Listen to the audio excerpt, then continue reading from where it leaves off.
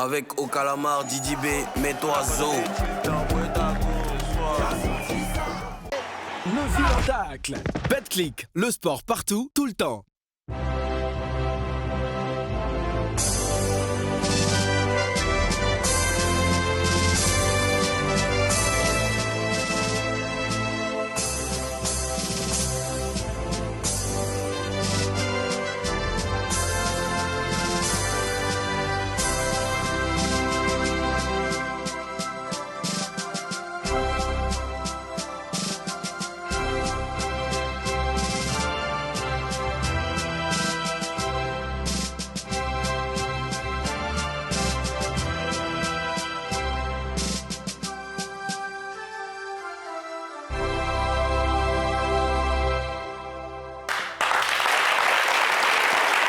Bonjour la Papouasie, bonjour les Papouas, bonjour les Papouases. On est là, on est très content de se retrouver comme tous les lundis. C'est la première session de dépaporisation de la semaine. Aujourd'hui encore, on va faire une incursion au cœur de l'actualité musicale, culturelle de notre pays. Et vous savez comment ça se passe ici. Nous, c'est la dépaporisation et jamais de dépaporisation sans les femmes les plus belles, les plus influentes de la Papouasie. On va tout de suite recevoir et faire un maximum de bruit pour Karina Style. Bonjour. Karina, hey! Yeah. Karina, oh! Oh. Tu vas bien, Karina? Le week-end s'est bien passé. Qu'est-ce que tu as fait ce week-end? Ouais, boulot, hein, boulot. Boulot. Un spectacle à Bobo. C'était une cérémonie des femmes, marathon des femmes de Côte d'Ivoire. Voilà, je suis allée pour apporter, voilà. Je suis une femme, moi. Je suis Moulon, donc je suis partie apporter de la joie à ces femmes-là. Et c'était bien? Ouais, c'était super. Les feuilles? Ah ben, bien sûr, on travaille pour ça. Jamais de bara sans feuilles. Ah, elle est là qui exagère. Et puis, il y a celle-là même dont le regard illumine toute la capitale et tout le continent.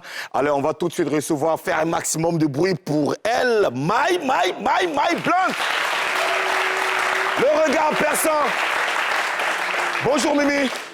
Bonjour, mon cœur. Tu vas bien, Mimi? Je vais bien, et toi? Je vais très bien, Mimi. Tu es contente de me voir? Ouais, on peut dire ça. Voilà, on peut faire l'émission à deux. Ah, si tu veux. Il y a un faux ici. Et le week-end, il s'est passé comment chez toi? Ouh, j'étais...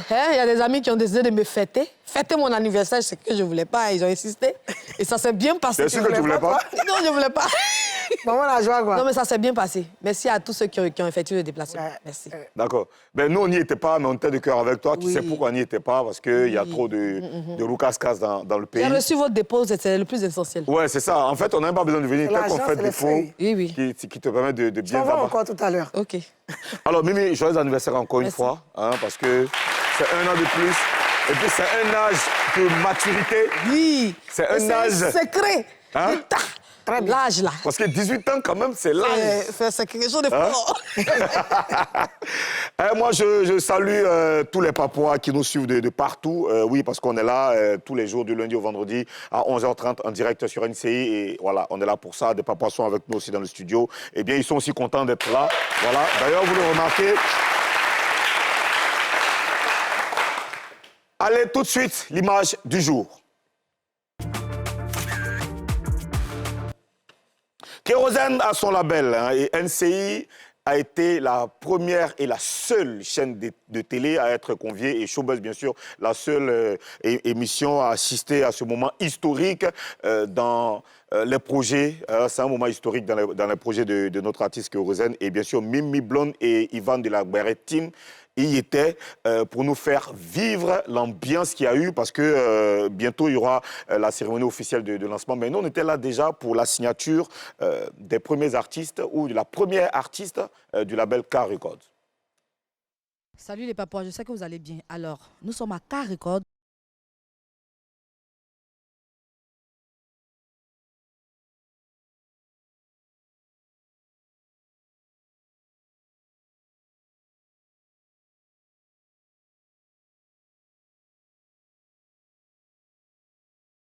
Travailler avec cette personne. Et il croit en mon potentiel, il sait qui je suis. Et moi aussi, je sais qui est Kérosène. Et je sais là où je suis en train de mettre mes pieds. Je sais le travail qu'on va abattre. Franchement, c'est une grâce, c'est une bénédiction. Et je suis vraiment honorée, je suis fière, quoi, franchement. C'est une chose que j'avais mûri depuis longtemps. Nous avons une web télé, on a une salle de répétition qui sera ouverte à tout le public. On a 2 studios d'enregistrement. On a une grande salle audiovisuelle pour les photos, les clips et les vidéos. Et on a 2 chambres pour les artistes qui viendront en séminaire. Moi, j'aime les défis. Et avec Dieu,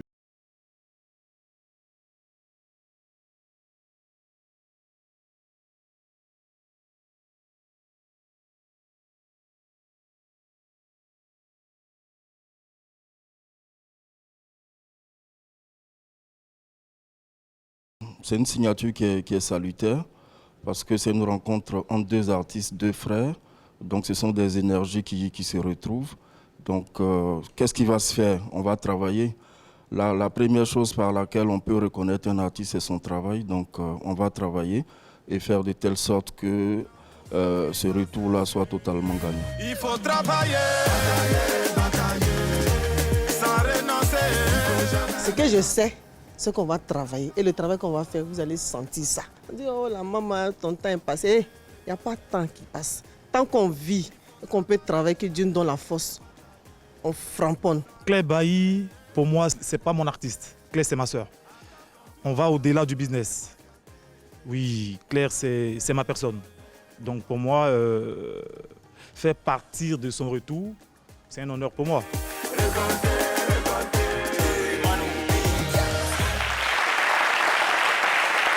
Alors là, j'aimerais d'abord avoir vos avis sur ce qu'on vient de voir. Mimi, toi qui y étais. Ça fait du bien.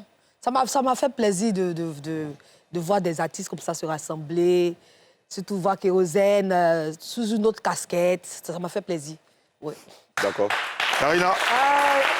Ça fait plaisir de voir que Kérosène a un label aujourd'hui. C'est un autre souffle pour les artistes de Côte d'Ivoire, pour ceux qui ont du mal, pour ceux qui s'autoproduisent et pour qui c'est difficile. C'est une belle initiative. Et voir qu'il a pensé à sa sœur, c'est un beau geste. Ouais.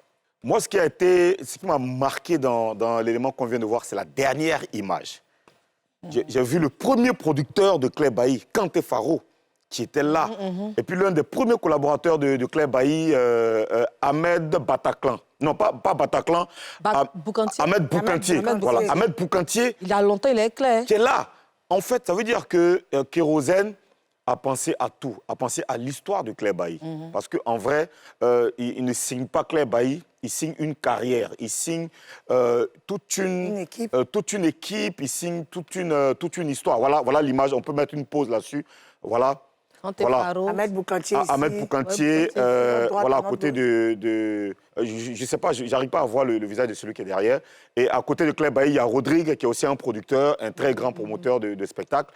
Et puis il y a Mimi Blonde, qui est à côté aussi. C'est très important de le signifier. Très grande. Alors, oui, très grande. Alors, franchement, je suis impressionné par la présence de ces personnes-là. Parce qu'en général, les artistes, quand on les signe, ils vont avec leur manager ou, je ne sais pas, des gens qu'ils ont connus il y a juste quelques mois. Mais là, elle nous ramène Kanté Faro. C'est un symbole fort. Oui. C'est un symbole très fort. Voilà. Et Ahmed Boucantier, c'est les gens qui ont fait la nuit à Yopougon, qui ont marqué les nuits ici en Côte d'Ivoire. Franchement, là, moi, ça me fait plaisir. Ce sont des gens qui ont débuté, oui, avec qui ont attrapé la main de Claire Bailly. Moi, la première personne qui m'a appelé, quand j'avais mon petit média à l'époque, la première personne qui m'a appelé pour me parler de Claire Bailly, c'est Kanté Faro. Et d'ailleurs, la première personne aussi qui m'a appelé pour me parler de Vital, c'est Kanté Faro. Ouais. Tu vois? Donc lui, là, c'est une personne stratégique, c'est une personne importante dans la carrière de Claire Bailly. Franchement, félicitations à lui et bien sûr, félicitations aussi à Kérosène pour ça. Kérosène est encore en activité comme artiste et est-ce qu'on peut vraiment être à la fois artiste en activité et boss d'un label, sans que l'un nuise à l'autre? Mimi? Si, ça se peut. Il suffit de s'organiser. Oui, ça se peut. Ça peut se faire. Ça peut se faire. Ou bien il a dit quoi? Si, ça peut se faire. C'est quand tu veux gérer tout toi-même, quand tu veux peut-être toucher à tout. Quand normalement, c'est un label, donc il a une équipe. Tu vois un peu. Regarde Magic System. Ils savent faire la part des choses. Quand Gaou, ils ont une structure, Gaou Production. Quand Magic System, Assalfo prend sa casquette de producteur, tu ne peux pas savoir même que c'est un chanteur. Il fait la part des choses. Donc, il saura faire la part des choses tranquillement. D'accord. Karina? Pour certains, ça a été un peu dur. Ça, par moments, c'est dur parce que eux-mêmes, ils sont encore en activité. Donc, ils s'autoproduisent. Mimi a parlé des labels, c'est vrai qu'il va prendre toute une équipe, lui va gérer ça, mais à la fin de la journée, financièrement, c'est lui qui investit. Donc, investit pour son artiste, investit pour lui-même. En tout cas, s'il n'a pas une bonne base financière, ça peut jouer un peu sur l'artiste même en question. Moi, je prends l'exemple de DJ Léo, qui était un producteur, son label qui était Cadeau du Ciel Production, dont je faisais partie. C'était un peu difficile pour lui, c'était un peu compliqué parce que lui aussi était en activité et il se produisait, il produisait Janine, tu vois. Mais, tu vois, les attentes n'ont pas été comme on le pensait, tu vois. Mais parce que c'était compliqué pour lui, parce que lui aussi, il avait sa carrière, il était en activité, donc c'est un peu ça. Mais je sais que Kérosène, il va se surpasser. En tout cas, je suis d'accord avec Mimi, avec toi aussi. S'il arrive à responsabiliser des gens compétents, s'il arrive à mettre autour de lui des professionnels, parce que dans l'élément, il a cité beaucoup de choses. Hein. Il a cité deux studios d'enregistrement, salle de répétition. Il va héberger un média, une web TV. Il a même un espace. Bon, moi, j'ai visité le coin, donc je peux dire qu'il y a même un espace qui peut se prêter pour des spectacles privés, minimalistes, franchement.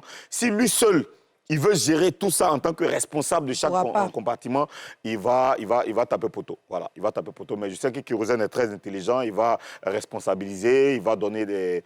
il va déléguer pour que son empire puisse exister. Comme il a dit, il n'est pas venu pour rigoler et ça va se faire. Alors, première signature de K-Record Clay Bailly. Il a dit lui-même, il ne la produit pas pour se faire de l'argent.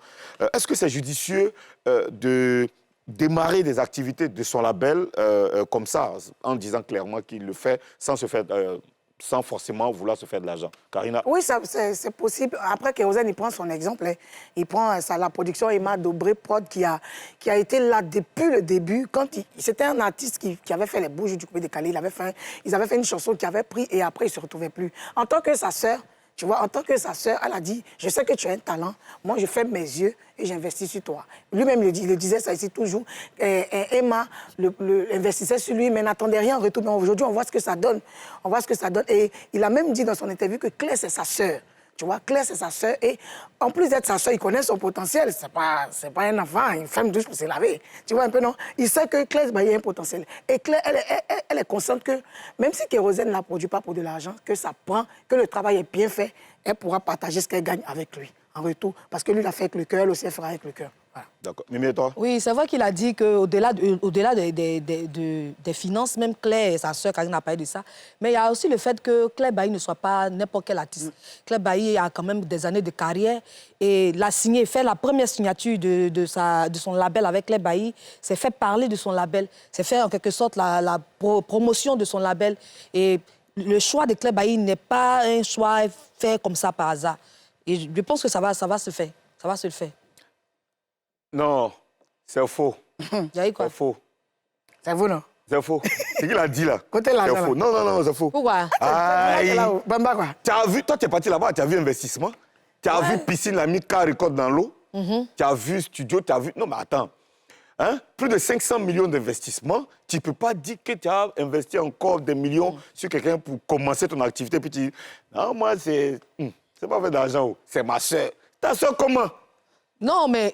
Ta soeur où? Et puis on ne démarre pas un label avec un artiste qui n'a pas d'impact. Pourquoi il choisit Claire Bailly? Claire Bailly, ce n'est pas sa seule soeur dans le milieu. Il ne pourrait pas une autre soeur qui est à Guibérois, qui chante là-bas. Il a pris sa soeur là, parce qu'il sait que c'est cette soeur-là qui va non seulement donner de la visibilité à son label.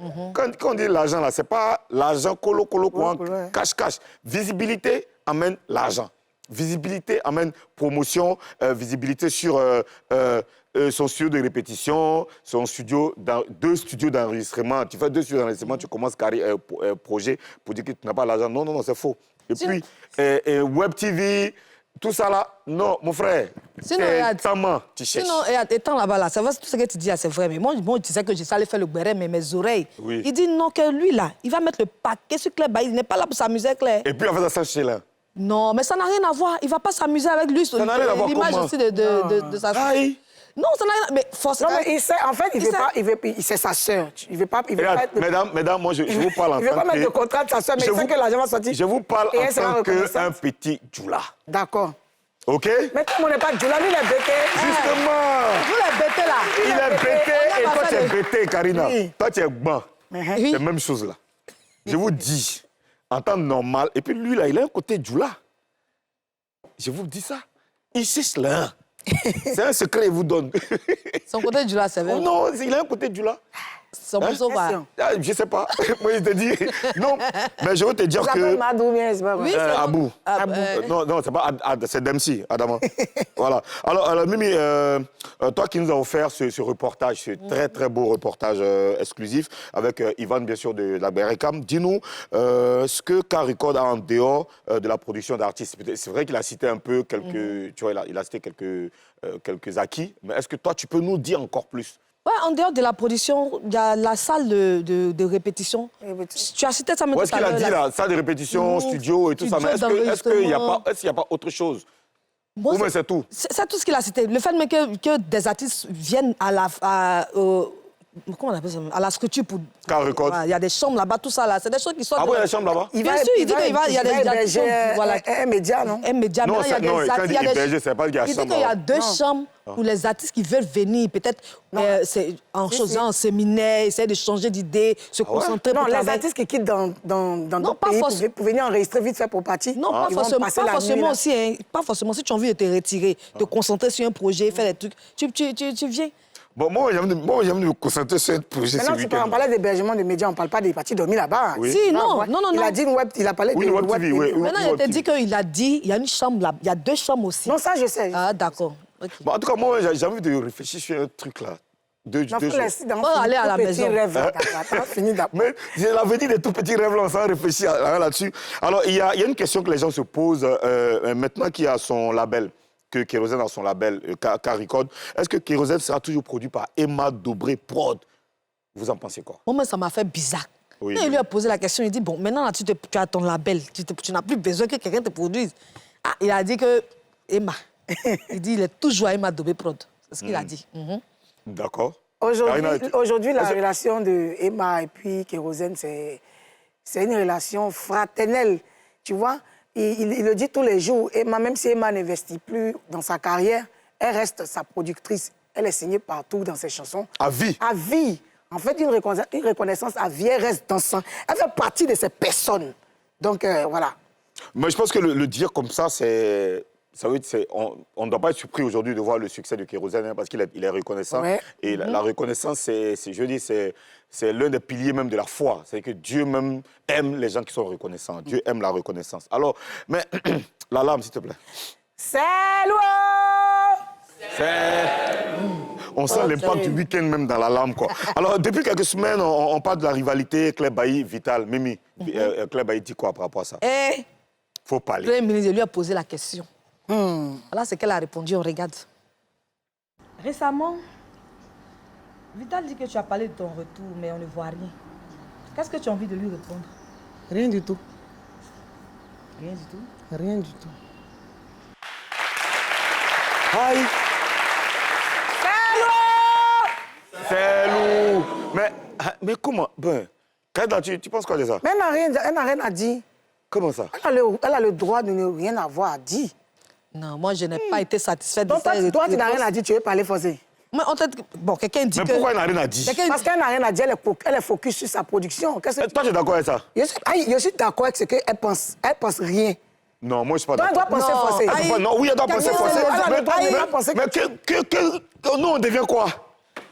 Mais parce que tu deviens quelque chose parce que tu es en train de faire le béret. Mais nous, on devient quoi si elle n'a rien à dire? Nos vies, là, nos vies. Qu'est-ce qu'on devient? La dépaporisation devient quoi? Oui, ministre, regarde, ma question était longue. Récemment, oui. Moi, je suis en train de travailler, ma salive, tout ça, là. Et on dit qu'elle n'a pas la tête à ça en ce moment, elle n'a pas envie de vraiment répondre au... Faut pas qu'elle joue à ce jeu, les histoires de rien du tout. Nous, mais elle est obligée ou bien? Non, si, elle est obligée. Mais, elle est obligée. Mais, s'il te plaît, oui. Je donne cette mission. Il faut faire en sorte qu'elle dise quelque chose. La prochaine fois. Tu reprends Ivan, vous prenez la caméra et le micro, allez la trouver chez elle. Il faut qu'elle dise quelque chose. Mais tu sais que même si elle n'a rien à dire là, je sais que Vita va l'associer. Elle dit que non, en fait, si elle veut bien comprendre, tout ce que Vital a dit là. La fille, elle vient te naguer. Elle n'a rien à dire, mais je sais que Vita va s'arrêter là aussi. Non, moi, ça me fait mal. Tu veux qu'elle dise quoi? Oui, ça me fait très mal. Voilà, les conflits dans le coupé décalé. Non, parce que le coupé décalé, c'est le genre musical qui a une certaine énergie. On ne peut pas te parler mal. Non, mais attends, pour de vrai, ne rien dire, c'est tout dit. Non. Donc, elle a rien dit, elle a tout dit, elle a dit quoi? Elle n'aime pas, savoir qu'elle n'aime pas ce que Vital a. Bon, elle a rien dit là, elle a dit quoi? Mais ça veut dire que ça ne l'intéresse pas. Elle voit. Elle a peur. Bon, façon, il voit les choses. Non, sérieux, sérieux. Moi, je ne suis pas d'accord avec ça. Non, elle n'a qu'à parler. Elle n'a qu'à parler. Il chauffe ça. Aïe. Il chauffe ça. Elle est effrayée. Il chauffe ça. Sinon, la maman du coupé décalé. Quelqu'un dit maman. Non, on dirait que Kérosène... Attends, on dirait que Kérosène a parlé dans l'oreille. On dirait. Ah, tu as vu? Oui. Oui, on dirait que Kérosène lui a dit... Il posé la question, il était derrière moi. Est-ce qu'il n'a pas fait des gestes? Non, en fait, Kérosène lui a dit qu'un média, n'importe quel média arrive, si on te demande là, il faut dire... Rien du tout. Je suis sûr. C'est le titre de la chanson de José même. Donc c'est Kérosène qui doit parler maintenant. Ou bien? Kérosène même là pour parler là même. C'est Kérosène. Ah, mais il est le producteur de Claire Bailly, hein. Allez là. Non, nous on a affaire à Claire Bailly, on a affaire à lui. Il m'a marqué pendant le reportage là. Oui. On devait poser les questions à Claire Bailly. Et puis, lui aussi, on devait lui poser des questions. Je dis, non, c'est pas moi, c'est Claire qui en avance. C'est Claire, voilà, c'est Claire. Non, il faut t'asseoir ici, tu as dit, il faut t'asseoir, tu poses une question. Claire Bailly doit parler. Non, elle doit parler. On ne peut pas laisser ça. Claire Bailly, il faut pas nous foutre. Ivan, la Berekam, Ivan, s'il te plaît, prends Mimi, prenez la caméra, prenez une voiture de NC, on va mettre une voiture à votre disposition. Regarde, oui. Vous allez partir gérer ça. Mon Premier ministre, laisse-moi renchérir un peu. Ouais, vas-y. Tu sais que c'était un moment solennel. Tu vois, si elle tu connais les Ivoiriens sur Internet, non, si elle répondait ici, là, à Vital d'une manière, là, comme Vital l'a fait, ils allaient retenir ça, là. Mais rien du tout. Elle voulait qu'on retienne l'ouverture du label, la signature, tout ça. J'ai dit, donc, il n'y a pas oreille, donc on peut décaler là. Il faut laisser, ils ont retenu là. Bon. On est lancé. Ce que nous, on va faire, on va souhaiter une bonne chance, beaucoup de réussite à Kérosène. Avec Car Record, bonne chance à toi, frère. Et puis, que Dieu mette la baraka et beaucoup de bonnes vibrations dans les différentes productions. Nous, on sera toujours là, bien sûr, pour accompagner et pour faire vivre et revivre toutes les émotions de Car Record à tous les téléspectateurs et à toute la Côte d'Ivoire, à l'Afrique et au monde entier. Félicitations, Kérosène. Une nouvelle histoire arrive dans votre série préférée, L'Effet Papillon sur NCI. On en parle dans l'Agba Review. Depuis le 13 avril dernier, NCI vous propose chaque soir à 21h30 L'Effet Papillon, qui est une série produite par la case production NCI Création. Ce mardi, une nouvelle histoire intitulée Accusé à tort verra le jour. Donc ça va démarrer ce mardi, 21h30. N'oubliez surtout pas l'heure de diffusion. Pour en parler, nous allons recevoir cher Papois, chère Papoise, nous allons recevoir Stéphane Sebim. Stéphane Sebim. Stéphane Sebim. Vas-y. Ouais, tu peux la saluer, Steph, ça va bien? Tu peux t'installer, Stéphane. Voilà. Et Stéphane, tu n'es pas seul. Toi, tu voulais un bisou aussi, mais. Oh, mais moi, quand je demande la permission pour faire un bisou. Moi, j'ai pas compris ça. Hein? Je sais pas, j'ai Bon, on doit me demander. Ok, Stéphane, tu es là, tu n'es pas seul. Et Paula est avec nous, Paula André est avec nous en Zoom. Ouais. Salut, Paula.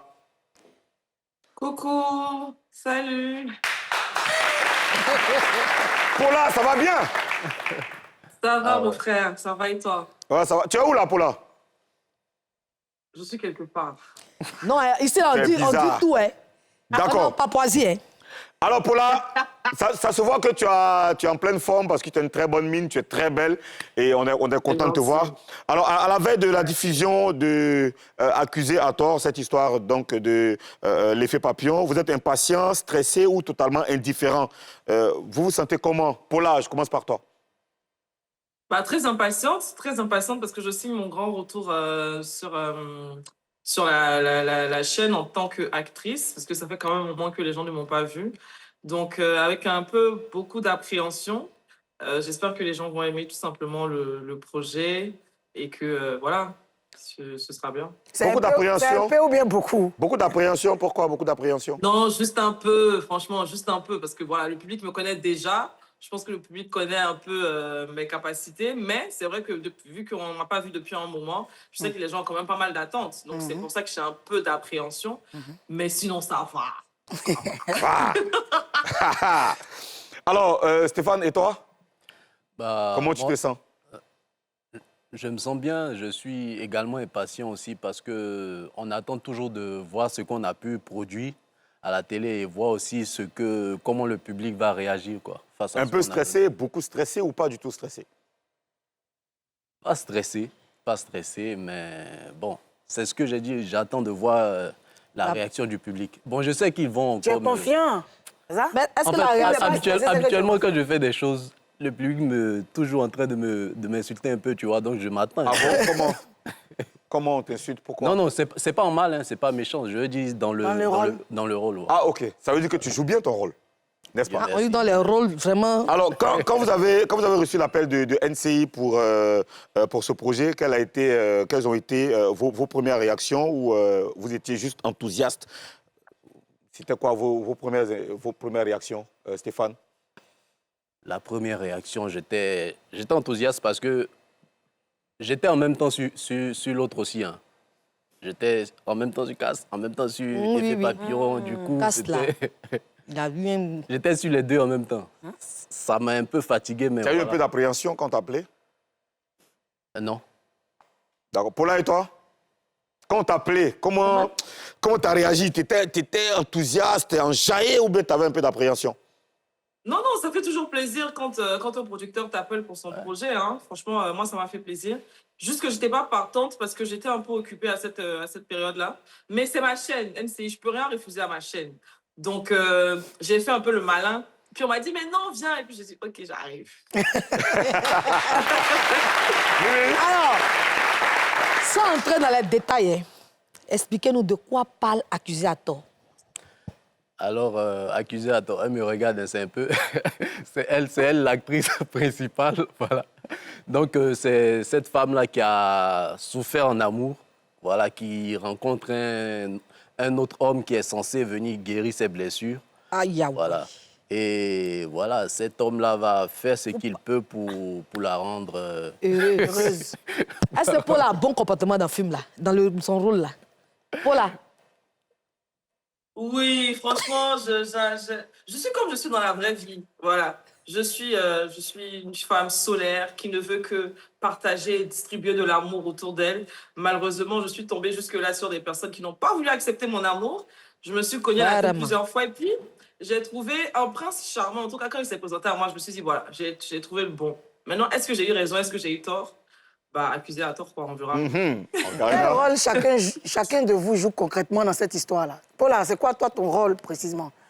Et c'est quoi le nom, ton nom dans le film? Je joue le personnage de Anicette Dago, qui est une jeune cadre dynamique, orpheline de mère et qui est très attachée à son père, parce que depuis le décès de sa mère, ils sont restés ensemble tout le temps, mais ils ont quand même une relation conflictuelle, parce que son papa, il aspire à autre chose pour elle, mais elle veut que de l'amour, elle veut vivre d'amour et d'eau fraîche, elle est concentrée que sur ça, elle a besoin d'amour, elle a besoin de remplacer cet amour-là qu'elle a perdu de sa mère, donc ça fait que ça crée un peu des frictions entre eux, et du coup, voilà, ça crée des petites étincelles. Et donc, quand elle rencontre Enoch, qui est Stéphane, son père n'est pas d'accord au départ parce qu'il dit tu as déjà enchaîné plusieurs relations, est-ce que ça vaut la peine, tu ne vas pas te concentrer sur l'entreprise au lieu de partir sur des trucs. Donc voilà, le papa n'est pas d'accord au départ, mais Stéphane réussit à rendre. La suite NCI. Oh là, la suite NCI. Laisse Yvonne regarder demain. Tu as dit le rôle même de Stéphane. Voilà. Ouais, mais oui. Stéphane, rapidement. Elle a commencé à parler. Hein, donc, elle partait comme ça. Ouais. C'est Paula. Ouais, c'est ça. C'est ça. Est-ce que tu peux ajouter? Vas-y, rapidement, Stéphane. Un peu d'eau à son moulin.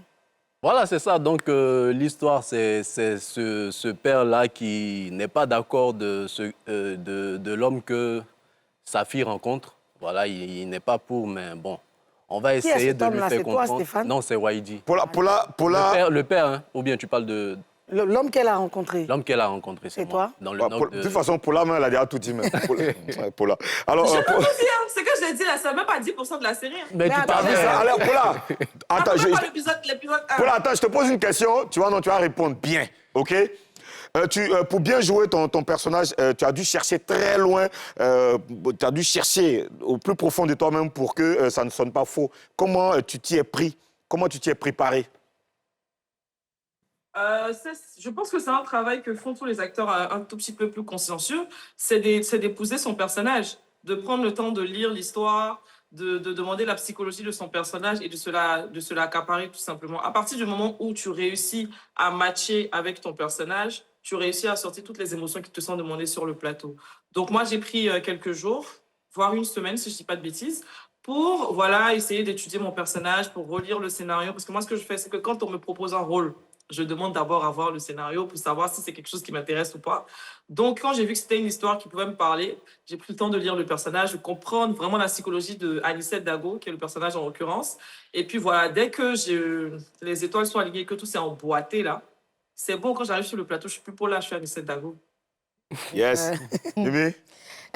Stéphane, toi, tu joues le rôle de Enoch Kaka. Enoch, un homme séduisant, un mec très séduisant, mais les parents, l'entourage d'Anicette voient comme une menace. Ouais. Comment tu réussis à rentrer dans le personnage d'Enoch pour jouer à la perfection de ton rôle? Déjà, bon, de peur de spoiler la série, Enoch, c'est quelqu'un qui arrive à lire la personne en face. Donc, il sait comment faire pour convaincre cette personne. Voilà. Il sait comment faire pour convaincre cette personne. C'est un menteur, en fait. Faut arrêter. Voilà. Donc, le personnage, j'avoue, c'était pas facile pour moi quand même. Hein. Ce personnage-là, quand même. Des séducteurs, là? Non, d'être un peu faux. De menteur, là? D'être faux, ouais. Menteur, fade et tout. Bon, je veux pas... Pour là, mais façon pas là, on dirait de la vraie vie, tu m'as menti. Donc, c'était assez compliqué pour moi de gérer ça. Mais après, bon, voilà quoi. Comment ça s'est passé la première vraie scène ensemble? Vous avez fait une répétition ou vous êtes lancé directement? Paula, on a fait comment? Paula? Ah non, c'est lancé direct. Enfin, c'est un acteur. Bon, après, Stéphane et moi, on n'a jamais travaillé ensemble. Non? Je crois que c'était la première fois. Ouais. Mais c'est un acteur. On se connaissait comme ça On se connaissait déjà dans le milieu. Donc voilà, ça s'est fait tout de suite. Il n'y a pas eu besoin de répétition ou quoi que ce soit. C'était fluide, tranquille. Voilà. Est-ce que vous en brancez? Alors, les scènes de complicité... Oh, c'est pas méchant. Voilà, les scènes de complicité amoureuse entre Anicette et Enoch demandent une vraie complicité, bien sûr. Et comment vous avez construit ça? Est-ce que ça vient naturellement ou bien ça avait beaucoup de travail technique? Enoch. Stéphane. Ah, OK. Bon, là, sur le plateau, là, j'étais vraiment Enoch. Voilà. Donc, sur le plateau, c'est ma chérie, c'est ma fiancée. Donc, ça venait naturellement. Elle aussi, c'est une bonne actrice. Andrea, c'est une bonne actrice. Donc, on avait ce feeling-là quand on était dans nos personnages, en tout cas. Andrea, tu veux rajouter quelque chose? Oui, en fait, il y a le feeling, mais aussi il y a la technique, parce qu'il ne faut pas mettre d'autres aussi dans une position un peu inconfortable et tout. Et que comme tous les deux, nous sommes des hommes de métier, on a quand même un certain background. On sait comment on doit travailler quand ça ce genre de scène-là pour ne pas non plus déranger l'autre. Tu vois, donc, ouais, beaucoup de technicité à ce niveau-là et puis beaucoup de fluidité. Comme j'ai dit, c'est mon frère, je le connaissais déjà un peu. Donc, ça va, c'était tranquille. Ouais, mais attends, excuse-moi. Déranger l'autre comment? Non, alors, attention, il y a différents styles de baiser au cinéma. J'ai pas envie de rentrer dans les détails. Mais, voilà, si on doit se faire un bisou, tu vas pas venir faire le mec amoureux. C'est que tu veux pas faire dans la vraie vie, c'est pas la télé, tu vas venir faire ça. Donc, faut... mais qui t'a dit que ça le dérange? Les défauts avec la langue, tout ça. Non, j'ai pas dit qu'on a fait ça, j'ai dit les bisous avec la langue. J'ai pas dit qu'on a fait ça. Non, ça ne le dérange pas, Paula. La prochaine fois, vas-y. Paula, il y a des actrices, là. Lorsqu'on leur propose des rôles dans lesquels elles doivent jouer, le love, tout ça avec quelqu'un, il y a des actrices qui refusent quand elles voient l'acteur Elle disait, elle ne veut pas. Est-ce que quand toi, tu as vu Stéphane, Enoch, voilà. Est-ce que quand tu as vu Stéphane, tu as demandé à qui tu dois jouer normalement? Est-ce que quand tu l'as vu, ton cœur s'est apaisé? Est-ce que tu as aimé? Non, moi, ce n'est pas une question que je pose. Hein. Moi, la seule question que je pose avant de tourner, c'est mon scénario, la psychologie de mon personnage. Avec qui je vais jouer, franchement, ça m'importe très, très peu. Très sincèrement. Ouais. Si j'accepte le rôle, j'arrive et je joue avec la personne qui est là. Peu importe qui est en face de moi. Si je dois être amoureuse du mec le plus proche de la Terre, je suis amoureuse. Si c'était bizarre, là, tu allais dire non.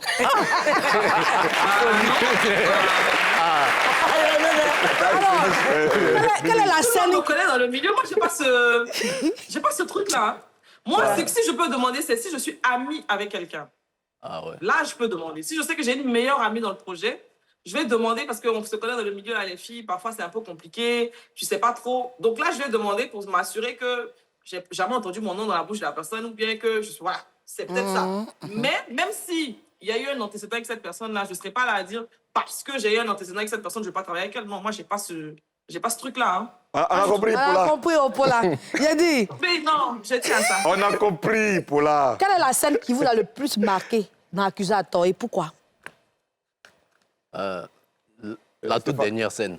Là? Elle sait un peu de quoi je parle. La toute dernière scène. Dernière, ok. C'est-à-dire avec... Tu vois la scène qui nous a fait jouer dans la maison, là. En haut, où je descendais les escaliers jusqu'à te trouver au salon, tout ça, avec l'autre. Ah, ok. Filme-la, moi, regardez ça demain. Voilà. Non, demain, là. En fait, ça donne envie de regarder. Stéphane, même, il te met dans le truc, il descend d'escalier, tout ça, il descendait, il quittait en haut, il descendait. C'est le fait de descendre qui t'a marqué. Paula. Non, je courais, en fait. Il y avait une situation qui s'est produite et je courais pour aller vers elle.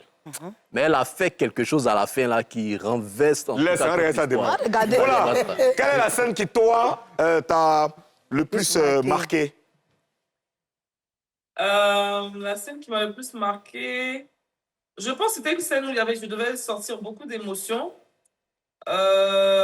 C'était une scène où j'étais quelque part. Et voilà, je devais expliquer pas mal de choses. Et il fallait sortir des émotions. Je pense que c'est cette scène-là que je dirais. Ouais. D'accord. Pas les détails, mais en gros, c'est ça. À demain, Paula, vas-y. Vas-y, si Karina. je vous demandais de dire quelque chose pour pousser le public à regarder Accusé à tort, vous diriez quoi, Stéphane? Alors moi, je dirais qu'aujourd'hui, dans notre écosystème, on a compris on sait plus ou moins, on sait ce que le public recherche en fait. On sait qu'ils aiment les histoires qui racontent leur vécu, ce qui se passe ici en Afrique, ce qui se passe chez le voisin et tout. Donc nous, on vient montrer là ce qui peut se passer chez X qui ne savent pas en fait des faits réels du vécu africain. Voilà. Donc, ça sera vraiment bien de regarder pour savoir être au feu de l'action, de vivre avec nous les différentes émotions qu'on a données dans cette série. D'accord. Merci Stéphane, merci Paula. Rendez-vous demain, merci de nous avoir mis l'eau à la bouche. Rendez-vous demain à 21h30 sur NCI pour suivre l'effet papillon et cette magnifique histoire Accusé à tort avec, avec toutes les émotions dont il parlait d'ailleurs Stéphane. Merci beaucoup. Et dans la deuxième partie de cette émission, on va bien sûr parler de reggae avec l'une des légendes de cette musique ici en Afrique, Tiken Jah. Mais on va prendre quelques minutes pour parler bien sûr de ce concert de Yabongo Lova en France. A tout de suite.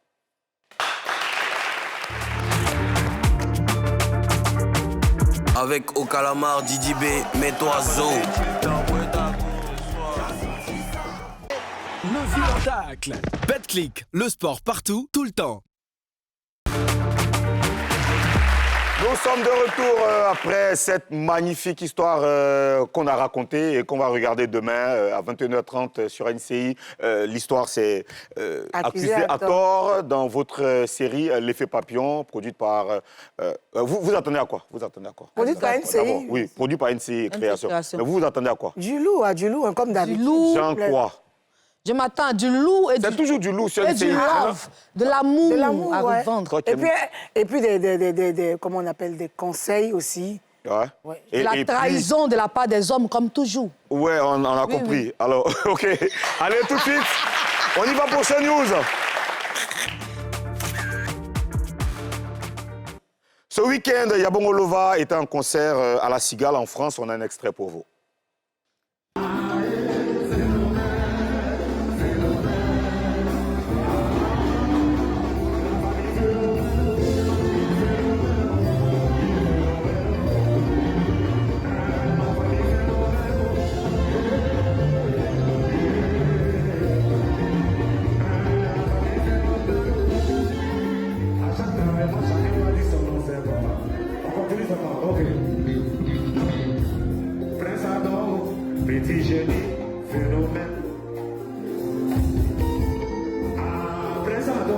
le petit génial phénomène. Ça va, hein? En présent, le petit génial phénomène. En la famille phénomène.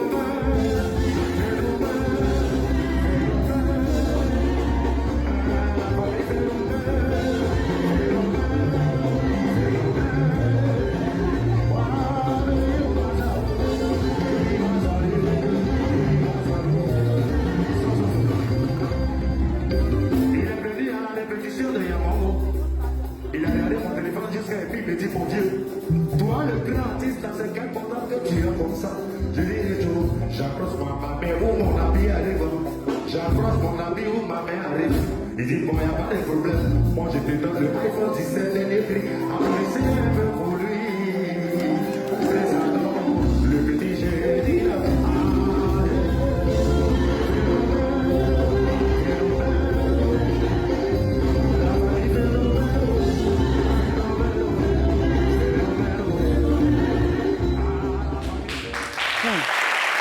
Voilà, Yabongo Lova vient de relever un autre défi. Quelles sont vos impressions, Mimi? Vraiment, Luce, tu as eu l'argent. Moi, c'est ce que j'ai remarqué. Les feuilles sont tombées. C'est ce qui me plaît dans le Zouglou. C'est que les gens aiment faire du bien à l'artiste. Et ça fait du bien à l'âme. Quand un artiste entend chanter, et puis tu sens, ouais, dans le couplet de Gallo aussi, et que tu sens que les gens sont touchés et qu'ils viennent sur toi pour jeter les feuilles. Ça fait plaisir. Et comme toujours, il y a Bongo, performance musicale au top. Il a improvisé, il s'est mis à l'aise, il s'est amusé. Ouais. Karina? Ouais, c'est une fierté, respect surtout. Et j'aime bien l'orchestre, là. Le son est bien lourd. Et très belle organisation parce que jusque-là, on voit que l'organisation, tout le travail autour a porté fruit. Il y a bon aussi en termes de concert, comment on appelle ça? Il n'a plus rien à prouver. Il n'a plus rien à... Voilà, performance, il n'a plus rien à prouver. En plus, il a eu beaucoup de sous, 100 €. Oui. D'accord. Moi, je suis content pour lui. Hein. Je suis content pour le Zouglou, pour la musique ivoirienne. Oui, parce que Yabongo, tu l'as dit, il n'a plus rien à prouver. Depuis l'annonce de ce concert jusqu'à la date, tout a été bien ficelé. Toutes les pièces du puzzle étaient... Ils ont pris le temps. Oui, ils ont pris le temps. Les pièces du puzzle étaient vraiment mises là où il fallait pour qu'on assiste à un vrai concert. Les témoins qui y étaient nous disent que Yabongo a fait une très très belle performance. Nous, on n'est pas surpris. Bravo aux promoteurs, bravo au public, bravo aux Ivoiriens qui se déplacent de plus en plus pour aller soutenir leurs artistes, que ce soit ici et aussi à l'extérieur du pays. Hein. Félicitations à Yabongo Lova. En plus, on va faire du bruit pour lui. Nous sommes le 11 mai. Et un 11 mai sans reggae n'est que ruine de l'âme. Vraiment. Voilà, parce que ça fait 45 ans que l'une des figures majeures de cette musique est partie à l'âge de 36 ans. Et celui qu'on va recevoir aujourd'hui est celui-là même qu'on présente comme l'héritier direct de Bob Marley, parce que c'est de lui qu'il s'agit. On va tout de suite papoise, on va se tenir debout pour recevoir la légende vivante, Tikenja Fakoly. Tikenja Fakoly, qui nous rend visite aujourd'hui. Tikenja Fakoly. Voilà. Bonjour Tikenja. Bonjour. Ça fait vraiment plaisir de te recevoir ici. Merci. Toujours en pleine forme. Oui, ça va. On va parler avec toi, tu vas répondre à nos questions, on va parler de reggae, de ta carrière, de ta vision. Bien sûr, ce sera dans Face à 4. Yes. Ce 11 mai, on commémore la mort de Bob Marley. On commémore... Premier ministre, il n'a pas géré. Hein? Il n'a pas géré. Bon, mais tu sais, tu es très concentré. Il n'a pas géré. D'accord. Avant, tu sais, c'est Madame la gouverneure, son rôle, justement, c'est de veiller à ce que le pays fonctionne bien. Et que la loi soit respectée. Que la loi soit vraiment respectée. Avant de poursuivre, tu dois nous promettre de dire la vérité. Rien que la vérité. Seulement la vérité, toute la vérité. Lève la main et dis, je les gire. Je les gire. Bon enfant. Alors, Tiken, je le disais, nous sommes le 11 mai et c'est le jour qui a été choisi, ben voilà, hein, parce que c'est le jour de son décès pour commémorer la mémoire de Bob Marley. Tu es souvent présenté comme son héritier. Comment tu accueilles ce titre? Écoutez, moi j'essaie en tout cas de suivre le chemin tracé par Bob Marley, un reggae roots avec un message fort, un reggae qui a décidé de prendre la parole pour les sans-voix. Et c'est ce que j'essaie de faire depuis des années. Voilà, il y a des conséquences, mais j'assume parce que c'est ça le reggae. Donc voilà, je pense que Bob Marley est un artiste très important pour moi. C'est lui qui m'a inspiré. Il y a d'autres artistes qui m'ont inspiré, évidemment. Il y a des grands frères qui m'ont inspiré. Mais c'est quand j'ai écouté Bob Marley que j'ai décidé de faire du reggae. Tu as dit qu'il y a des conséquences? Oui. Écoutez, on a des censures, il y a des manques de sponsors. Voilà, les sponsors qui ont peur de se rapprocher de l'artiste qui n'a pas la langue dans sa poche, etc. Mais c'est le prix à payer. Donc, je pense que Bob Marley a vécu la même chose. Il a même, un jour, il était en train de répéter pour un concert. Il y a des gars qui ont débarqué et qui ont tiré sur lui. Il a pris une balle, sa femme en a pris, son manager aussi. C'est le prix à payer parce que les gens voulaient... Voilà, il y a deux partis politiques qui ont mis la Jamaïque à feu et à sang. Et tout le monde voulait avoir Bob Marley. Donc ceux qui n'ont pas eu Bob Marley ont voulu le tuer. Donc voilà. C'est le prix à payer, parce que c'est la musique qui a décidé, qui est basée sur le message. Un reggae sans message, voilà, c'est pas du bon reggae, quoi. Oui. Alors, Bob Marley, il est mort à 36 ans. Et il a laissé une œuvre monumentale. Et 45 ans après sa mort, tu continues, tu restes toujours debout. Ce que je veux savoir, ce combat-là, il est plus facile à mener aujourd'hui ou plus difficile? Ben, je pense qu'il est plus difficile. Il est plus difficile à mener aujourd'hui, puisque, voilà, ce n'est pas tous les médias qui s'intéressent, qui font passer le reggae. Ce n'est pas seulement en Afrique, même en France. Il y a des chaînes qui ne passent pas le reggae. Et donc, le combat est plus difficile aujourd'hui. Mais en même temps, il y a des choses qui ont changé quand même. Voilà, Bob Marley, il a lutté pour la liberté d'expression aujourd'hui grâce aux réseaux sociaux.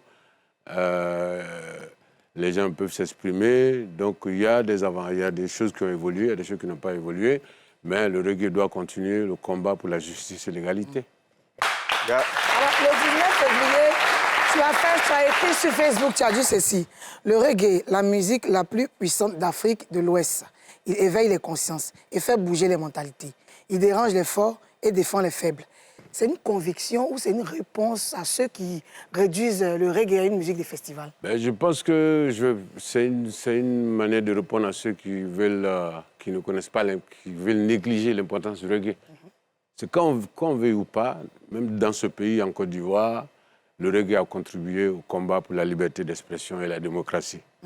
Aujourd'hui, tout le monde peut s'exprimer sur les réseaux, mais avant on disait « Ah, Tikenja a parlé, Alpha Blondy a parlé ».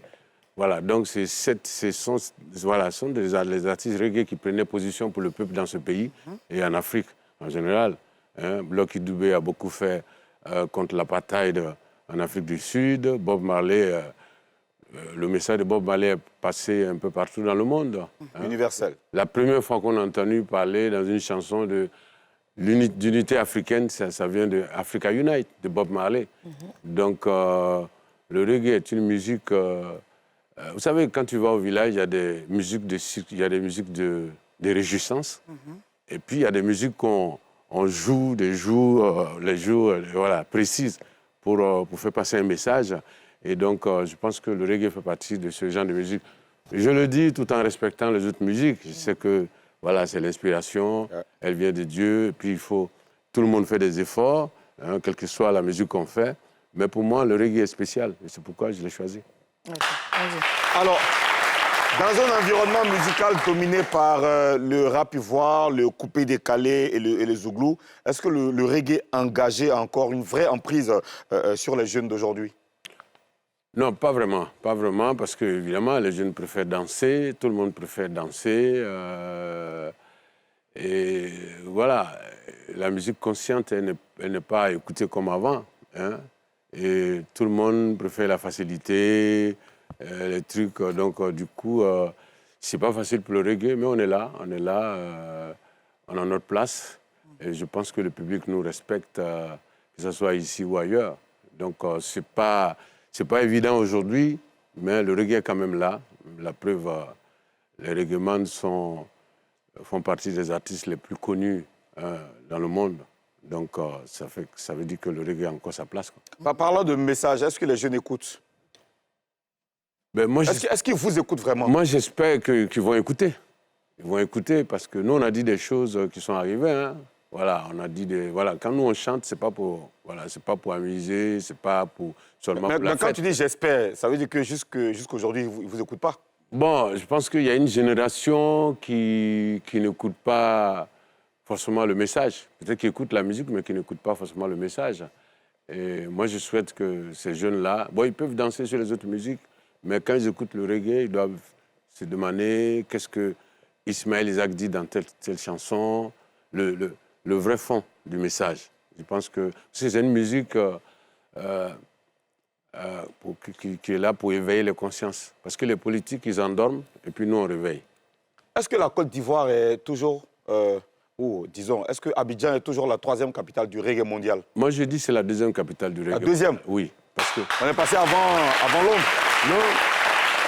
Oui. On est avant Londres parce qu'à Londres, ce sont les Jamaïcains qui sont là-bas. Ce n'est pas les Anglais qui font du reggae là-bas. Quand tu vas à Londres, la majorité des gens qui font du reggae, qui sont dans dans le domaine du reggae, c'est les Jamaïcains. Donc, je pense qu'aujourd'hui, nous, on est respectés. Hein. Partout où on va dans le monde, les Jamaïcains nous respectent. Donc, pour moi, c'est la 2e capitale du reggae parce que ce n'est pas seulement les artistes. Vous avez des clubs de reggae, vous avez AZK, vous avez Paquet Place, malheureusement qui a fermé aujourd'hui, mais il y a d'autres clubs. Et puis tous les week-ends, il y a même les autres clubs spécialisés dans d'autres musiques consacrent quand même des soirées reggae. Donc ça, tu ne le vois nulle part, si ce n'est pas en Côte d'Ivoire. Même à Londres, il n'y a pas les clubs reggae. Londres, il y a les artistes qui font du reggae, les gens ils font beaucoup de dub, mais des clubs où tu peux aller vendredi, samedi, écouter que du reggae. Il n'y a qu'en Côte d'Ivoire qu'on peut voir ça après la Jamaïque. C'est très bien. Alors, Tiken, tu as sorti un projet baptisé Chorale. C'est un EP. On regarde un extrait avec la chorale de l'INSAC.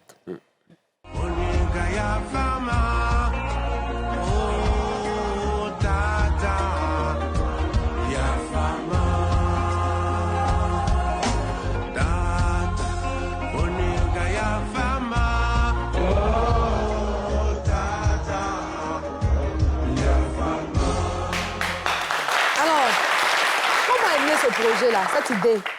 Écoutez, le projet, c'est que j'ai joué avec une chorale en France de 950 personnes. Et ça on a diffusé ça ici, d'ailleurs. Ça fait des millions de vues à travers le monde. Je pense qu'il y a des gens même qui m'ont découvert à travers cette chorale-là. Et puis, quand on m'a invité à un concert à Abidjan, l'organisateur du concert a décidé de faire la même chose ici. Donc, j'ai trouvé que l'idée était bonne. Puis donc, on a fait. Et puis, bon... Comme cette année, c'est une année où je ne vais pas sortir d'album, mon staff et moi, on s'est dit on va sortir un EP choral pour marquer un peu l'année 2025.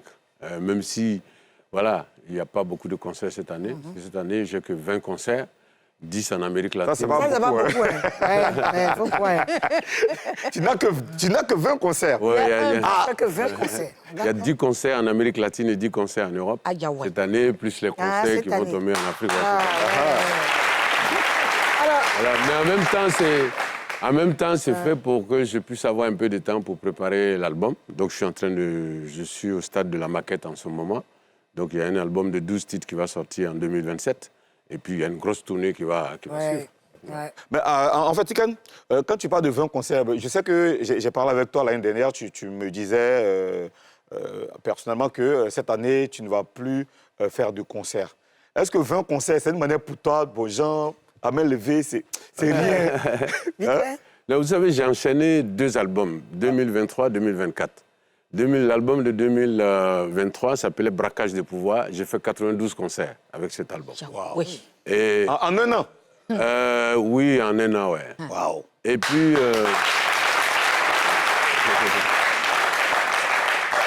Et puis l'album acoustique que j'ai sorti en 2024, donc on a fait 132 concerts. Donc quand tu ajoutes à 92 concerts, ça fait 200 et quelques. Ouais. Donc,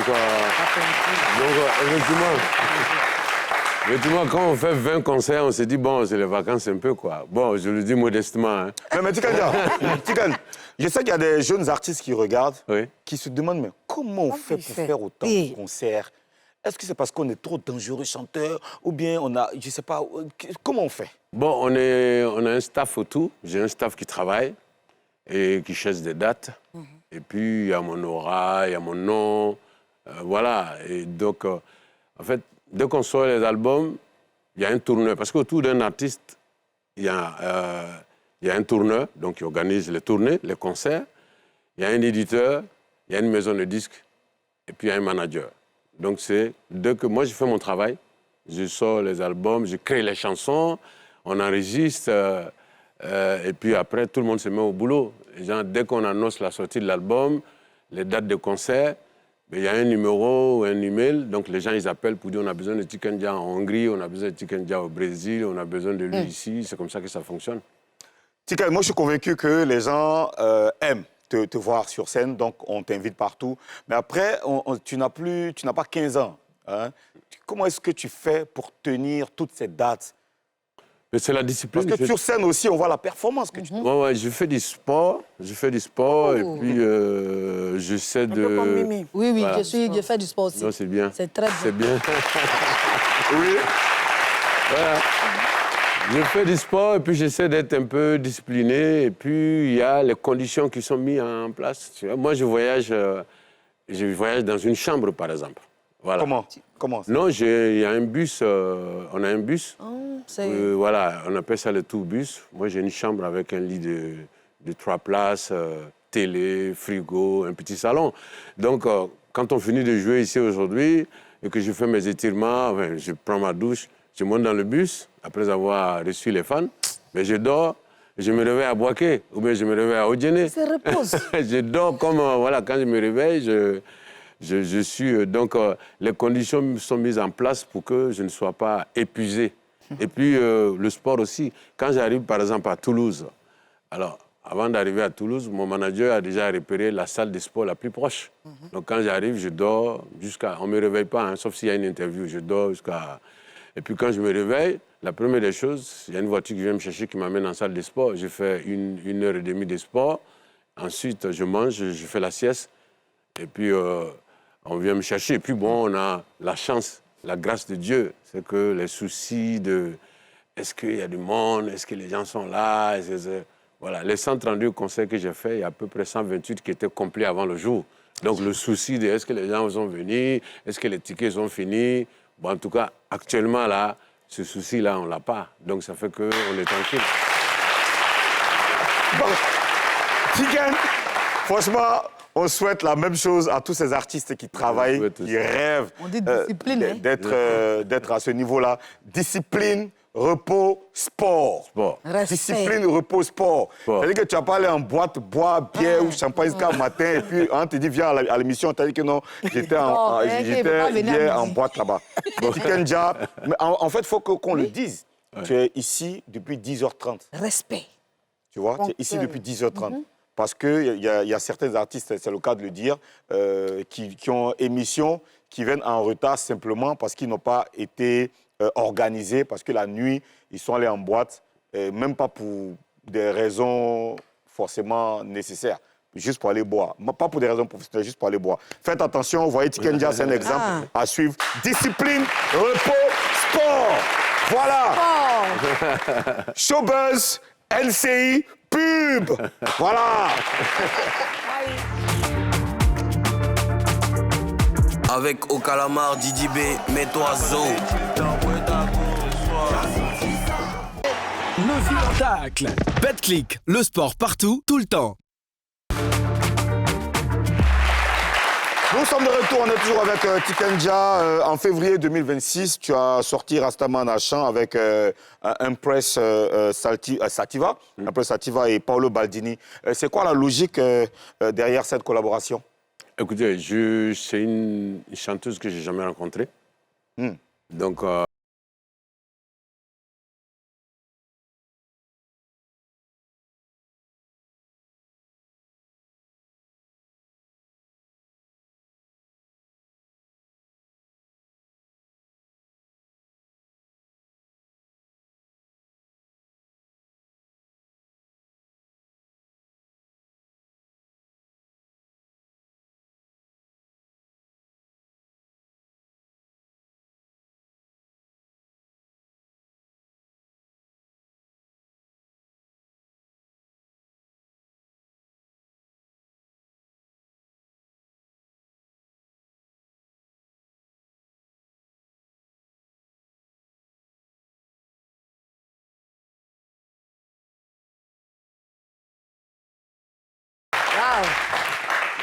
Alors, récemment, au Massa, tu as ouvert, on peut dire que tu as ouvert le rideau avec plus de 50 musiciens, des jeunes musiciens de l'orchestre philharmonique d'Odjéné. Alors, qu'est-ce que ça représente pour toi de faire monter, de jouer comme ça avec des jeunes qui viennent de ta ville natale? Mais moi, ça me fait plaisir de faire ça. Et puis, dès que je découvre des talents, j'ai envie de le faire monter. Parce que moi, j'ai tellement galéré. J'aurais voulu avoir des gens peut-être qui allaient me donner la main, mais ça n'a pas été facile pour moi. Donc, à chaque fois que je vois une opportunité comme ça pour faire monter les gars, je le fais. J'ai rencontré, j'ai vu qu'il y avait cet orchestre-là dans mon village. D'ailleurs, je profite pour remercier ceux qui ont mis cet orchestre-là en place, le ministre Camara.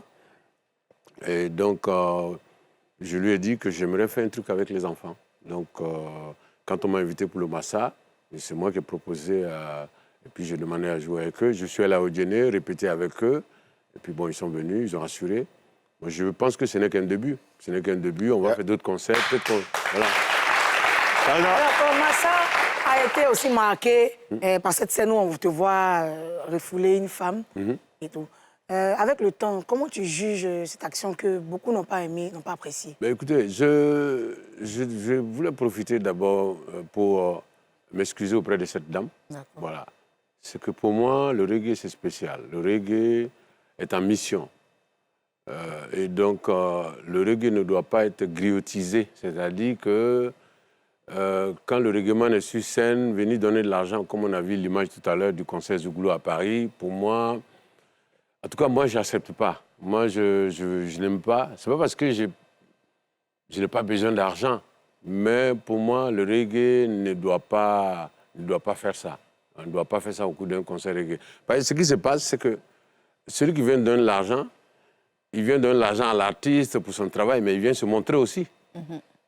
Et moi, ça me gêne qu'à un concert, par exemple, au Palais de la Culture ou bien au Parc d'Expo, et puis on arrête le concert pendant 5-10 minutes, parce qu'il y a quelqu'un qui est venu se montrer.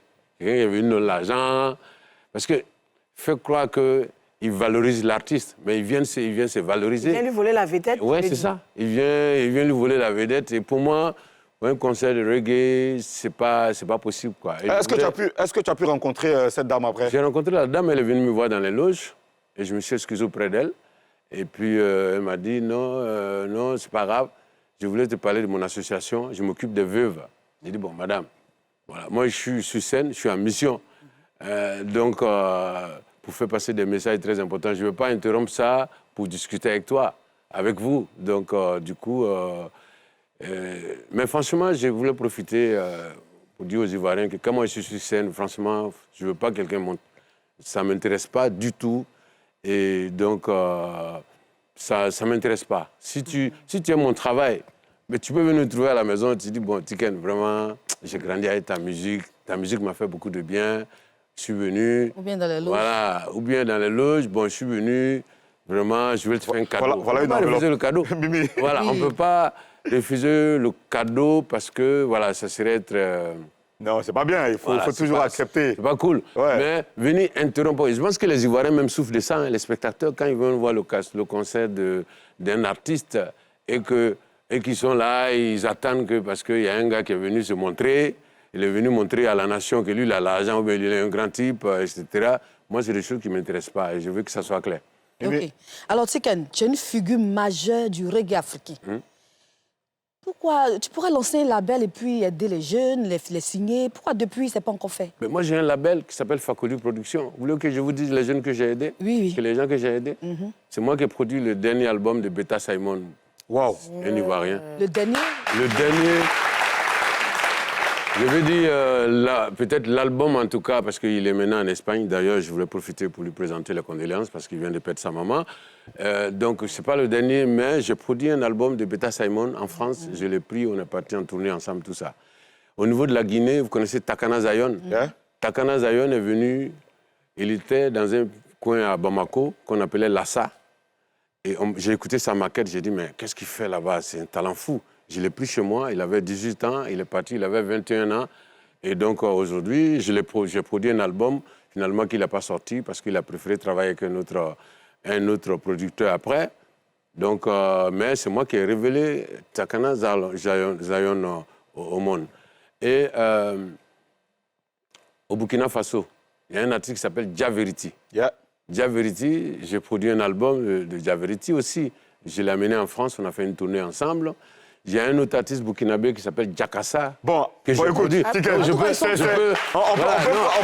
c'est pour vous dire que... On peut citer beaucoup de réalisations artistiques comme ça. Bon, je produis que du reggae. Je produis que du reggae parce que c'est ça que je maîtrise. Et puis, c'est les règlements. C'est clair. C'est les règlements que je peux aider. Je peux aider à envoyer en Europe. Voilà. Et donc, j'aimerais aider. Par exemple, le jeune photographe de NCI, là, c'est un artiste coupé-décalé qui est très fort. Moi, j'aime bien ce qu'il fait. C'est lui qui fait les photos ici. Prince Dab. Alors, ton initiative, un concert, une école existe depuis 2009 et tu as financé des constructions d'établissements en Côte d'Ivoire et au Mali. On a combien d'écoles aujourd'hui? J'ai construit 6 écoles, 2 en Côte d'Ivoire, une école au Niger, une école au Burkina Faso, une école en Guinée-Conakry. Voilà, en tout cas, il y a 6 au total. Et donc... Bravo. Quand on a la carrière de Tiken Jah Fakoly, à quoi est-ce qu'on peut encore rêver? Continuer à mener le combat avec le reggae. Pour moi, le reggae est une musique de combat. Je pense que, voilà, il faut continuer. Il faut continuer. Moi, mon rêve, c'est que l'Afrique soit unie, que les 54 pays africains soient ensemble, qu'on parle d'une seule voix. C'est là qu'on va nous respecter. Vous savez, la Chine est respectée parce qu'elle est grande, les Chinois sont nombreux, etc. Les États-Unis, c'est 50 ou 52 États. L'Union européenne, les Européens ont vu ça. C'est ce que la France et autres, ils ont vu ça, ils se sont associés. Ils ont dit, bon, si on ne se met pas ensemble là, on va toujours être... on va toujours être faible. Donc, ils se sont mis ensemble. Je crois qu'ils sont 26 aujourd'hui. Et donc, l'Afrique doit s'unir. On n'a pas le choix. Parce que tant qu'on n'est pas unis, on sera toujours faible en face de ceux qui sont unis. Les États-Unis unis, l'Europe unie, la Chine est balèze, la Chine est balèze. Et nous, on est petits morceaux, on se bat, chacun se bat dans son coin. Mais le jour qu'on va se mettre ensemble, avec toutes les matières premières qu'on a, faire mal. On va gagner tous les combats, ça va faire mal, comme tu le dis. Merci Tiken Jah, c'est sur ces mots qu'on va se dire au revoir. Merci d'avoir accepté notre invitation. Et aujourd'hui, c'est le 11 mai, on continue de commémorer l'histoire de Bob Marley. On continue de célébrer le reggae. Merci, cher Papois. Merci, Karina et Mimi. On va se dire au revoir avec Showtime, avec l'artiste Esti. Allez, à demain. Yes. Mr. Champion on the beat. DMC. Vas-y, c'est moi l'empereur, Beleko c'est ma terreur. Wait, man, I'm coming. Shopping in Paris. Sweet girl like Carrie. Fuck bitch, I want money. Fucking moi, viens en Paris. Élégant, je suis en Fendi. Champi a fait l'arrangement. Wait, man, I'm coming. Shoot in Paris. Sweet girl like Carrie. Fuck bitch, I want money. Des fucking moi, viens en Paris. Élégant, je suis en Fendi. Wait, man, I'm coming. Walk first, puis fais Paris. Hello, j'ai ça dans les sons, je fais de la musique tout le temps. Elle est là seulement pour le jet, j'envisage de couper les pans hauts. Beaucoup trop de choses accomplies avant de me casser. Un peu trop tendu, mais grâce au pendu, tout va bien se passer. Moi les épaules j'ai tenu, même comment j'étais perdu. On n'aimait pas t'es inconnu, chaque combat m'a rendu plus fort. Jamais je n'ai été vaincu, je suis aussi avec le champi. Piqué pour passage à Kenny, décalant pas d'Offendi. T'as senti les nouveaux détendus, puis les cassés qui arrivent, aïe. Tous les matins je me lève avec la seule idée c'est de réussir dans ma vie. T'es mis dans le rap, t'as beau parler manga, je te mets trop au tapis. Je te mets trop au tapis, pour moi la musique c'est trop facile. Avec you un coup dans la tessie, la monnaie me fait être mon péli. Wait man, I'm coming, shopping in Paris. Sweet girl like Carrie, fuck bitch, I want money. The fucking bar vient en Paris, et les gars j'suis en Fendi. Wait man, I'm coming, what the fuck pour faire parler en street. J'ai grandi, jamais fléchi. Regard froid, cœur dur, j'suis pas attendri. Toujours prêt pour l'action, j'fais pas de comédie. Dans faux sourire gros, je connais déjà le vice. Cache mon nez, gros de mon visage. J'pense qu'à grossi de mon équipe. Que des vrais, pas de ennemis. On trace la route, on s'élève, on s'interdit. Dépaisser la tête, mais face à l'infini. Snapper en maman, j'suis précis. T'as bougé tes mains sur la vie de ma mère. Tous les matins, je me lève avec la seule idée, c'est de réussir dans ma vie. T'es mis dans le rap, t'as beau parler manga, je te mets trop au tapis. Je te mets trop au tapis, pour moi la musique c'est trop facile. Avec you un coup dans la tessie, la monnaie ne fait pas mon pays. Wait man, I'm coming, shopping in Paris. Sweet girl like Carrie, fuck I want money. The fucking parfum Paris. Et les cochons Frenchie. Wet men, I'm coming. Walk fresh before Paris.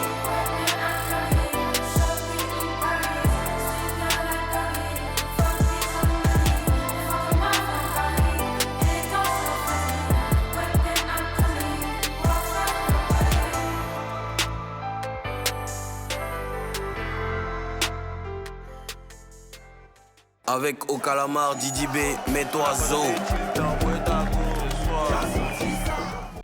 Le vieux tacle. Betclic, le sport partout, tout le temps.